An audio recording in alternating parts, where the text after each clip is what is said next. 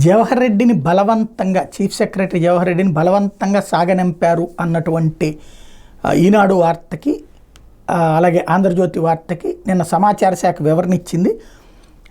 దాన్ని ఒక వెటకారంగానే రాశారు.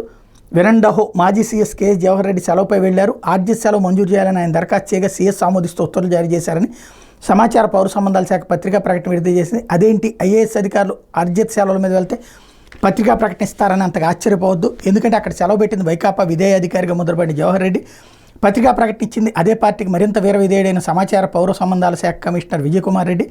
ఒకరిని పదవి నుండి తప్పిస్తుంటే మరొకరు దాన్ని అవమానంగా భావించారేమో. పదుల సంఖ్యలో పింఛన్దారుల మరణాలకు కారణమైన జవహర్ రెడ్డిని పదవి నుంచి తప్పించాలని తెలుగుదేశం మిత్రపక్షాలు గతంలో కేంద్ర ఎన్నికల సంఘానికి ఫిర్యాదు చేసే అయినా ఆయనపై ఎలాంటి చర్యలు తీసుకోలేదు. ఎన్నికల్లో ఎన్డీఏ విజయం సాధించి త్వరలో ప్రభుత్వం ఏర్పాటు చేయనుంది. ఈ నేపథ్యంలో ప్రమాణ స్వీకారానికి ముందే సెలవుపై వెళ్లాలని జవహర్ రెడ్డికి సంకేతాలైంది.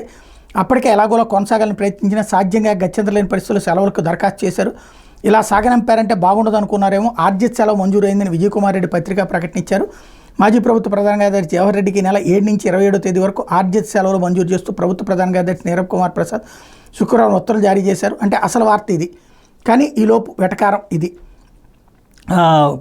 ఆర్జిత్ సెలవులు ఈ శుక్రవారం ఉత్తర్వులు జారీ చేశారు. ఆర్జిత్ సెలవులు మంజూరు చేయాలని కోరుతూ జవహర్ రెడ్డి గురువారం ప్రభుత్వానికి దరఖాస్తు చేశారు. ఈ నేపథ్యంలో అఖిల భారత లీవ్ రూల్స్ 1955 ప్రకారం ఆర్జిత్ సెలవులు మంజూరు చేస్తూ ఉత్తర్వులు ఇచ్చారు. సెలవుల అనంతరం జవహర్ రెడ్డి తదుపరి పోస్టింగ్ కోసం సాధారణ పరిపాలన శాఖలో రిపోర్ట్ చేయాల్సిందిగా ఉత్తర్వులు పేర్కొన్నారు. అంటే 28వ తారీఖు ఆయన డ్యూటీకి వస్తారు.